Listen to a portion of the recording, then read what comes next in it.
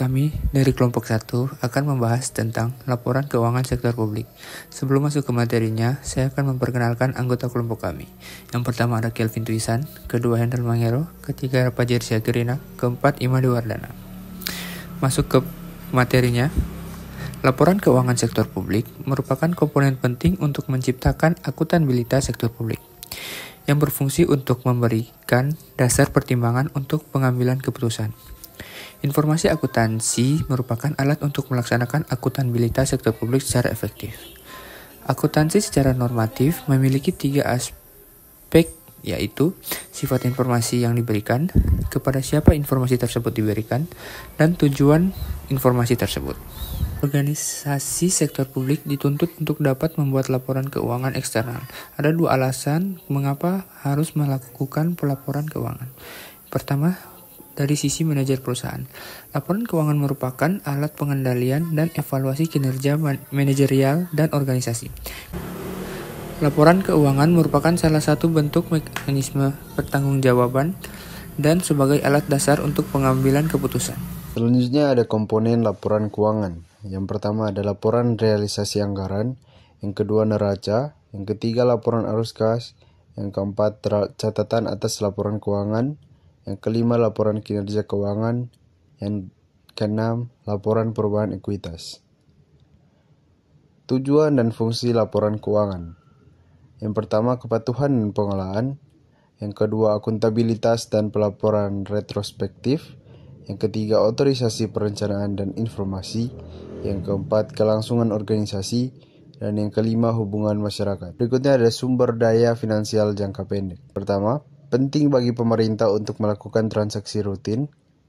Yang kedua, sumber keuangan jangka pendek tidak selalu dapat disediakan dengan segera, secara penggunaannya sering dibatasi. Yang ketiga, jika tidak mencangkup transaksi jangka pendek, maka dicari cara untuk menutupi salah satunya dengan pinjaman. Yang keempat, informasi akuntansi diperlukan untuk mengukur likuiditas dan solvabilitas unit pemerintah. Berikutnya ada kondisi ekonomi. Kondisi ekonomi suatu entitas mengacu pada seberapa bagus nilai ekonomi suatu entitas pada waktu tertentu. Informasi akuntansi diperlukan untuk memprediksi nilai bersih unit pemerintah dan mengukur kondisi ekonomi pemerintah. Berikutnya kita masuk ke dalam ketentuan hukum, kontraktual, dan ketentuan lainnya. Dibagi menjadi 2 bagian. Yang pertama ada pemerintah harus selalu mengacu pada aturan-aturan hukum yang mengikat, contohnya undang-undang, peraturan pemerintah, MOU atau Memorandum of Understanding, dan sebagainya. Yang kedua, masyarakat pemilih, legislatif, lembaga pengawasan, dan pemberi bantuan sangat berkepentingan untuk memastikan bahwa sumber dana digunakan sesuai dengan ketentuan hukum dan undang-undang serta kontrak yang disepakati. Berikutnya ada perencanaan dan penganggaran. Dibagi menjadi 3 bagian. Yang pertama ada informasi akuntansi diperlukan untuk melakukan perencanaan keuangan, menghitung biaya program dan penganggaran. Yang kedua, anggaran sebagai alat perencanaan mengindikasikan target yang harus dicapai oleh pemerintah. Sedangkan anggaran sebagai alat pengendalian mengidentifikasikan alokasi sumber dana yang disetujui legislatif untuk dibelanjakan. Yang ketiga ada informasi akuntansi sangat membantu dalam pemilihan program yang efektif sesuai dengan kemampuan ekonomi pemerintah. Berikutnya kita masuk ke dalam kinerja manajerial dan organisasional. Dibagi menjadi 3 bagian. Yang pertama ada kinerja pemerintah tidak bisa dinilai berdasarkan laba yang diperoleh karena organisasi pemerintah bukan entitas bisnis yang mencari laba. Yang kedua, akuntansi sektor publik berfungsi untuk memfasilitasi terciptanya alat ukur kinerja sektor publik yang memadai. Yang terakhir, pemerintah bertanggung jawab atas produksi dan distribusi barang dan jasa publik. Selanjutnya, kita akan membahas terkait pemakai laporan keuangan sektor publik. Yang pertama ada pembayar pajak, yang kedua ada pemberi dana bantuan, yang ketiga ada investor, yang keempat ada pengguna jasa, yang kelima ada karyawan, yang keenam ada pemasok, yang ketujuh ada dewan legislatif, yang kedelapan ada manajemen, yang kesembilan ada pemilih, dan yang terakhir ada badan pengawas. Oke, yang berikutnya kita akan melihat hak dan kebutuhan pemakai laporan keuangan. Nah, ada 3 hak dan kebutuhan pemakai laporan keuangan, yaitu yang pertama, hak untuk mengetahui, yang kedua, hak untuk diberi informasi, dan yang ketiga adalah hak untuk menyalurkan aspirasi.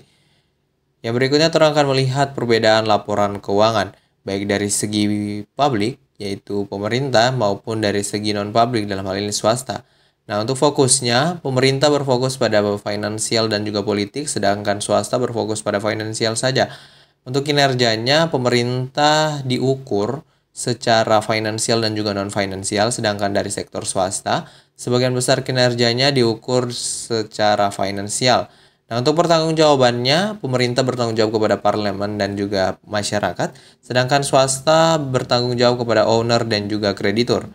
Nah, fokus pemerintah dia berfokus pada sebagian organisasi, sedangkan swasta berfokus pada organisasi secara keseluruhan. Nah, pemerintah sendiri melihat masa depan, sedangkan swasta tidak dapat melihat masa depan. Nah, aturan pelaporan keuangan untuk sektor publik dalam hal ini pemerintah ditentukan oleh Departemen Keuangan, sedangkan swasta ditentukan oleh undang-undang atau terlebih khusus oleh SAK atau Standar Akuntansi Keuangan. Nah, laporan keuangan pemerintah atau sektor publik diperiksa treasury, sedangkan dari sektor swasta diperiksa oleh auditor. Nah, luas pengungkapan atau disclosure yang diperlukan pemerintah diharapkan dapat memberikan informasi tambahan untuk hal-hal sebagai berikut. Yang pertama, fokus pengukuran dan dasar akuntansi yang digunakan untuk pembuatan laporan. Yang kedua, kebijakan menghapuskan atau menghentikan aktivitas internal unit kerja pada laporan aktivitas. Yang ketiga, deskripsi mengenai jenis-jenis transaksi yang masuk dalam penerimaan program dan juga kebijakan untuk mengalokasikan biaya-biaya tidak langsung kepada suatu fungsi atau unit kerja dalam laporan aktivitas. Yang keempat, kebijakan pemerintah dalam menentukan pendapatan operasi dan non-operasi. Dan yang kelima atau yang terakhir, pemerintah harus mengungkapkan secara detail atau lengkap dalam catatan laporan mengenai aset modal dan juga utang jangka panjang. Demikianlah presentasi dari kami. Terima kasih.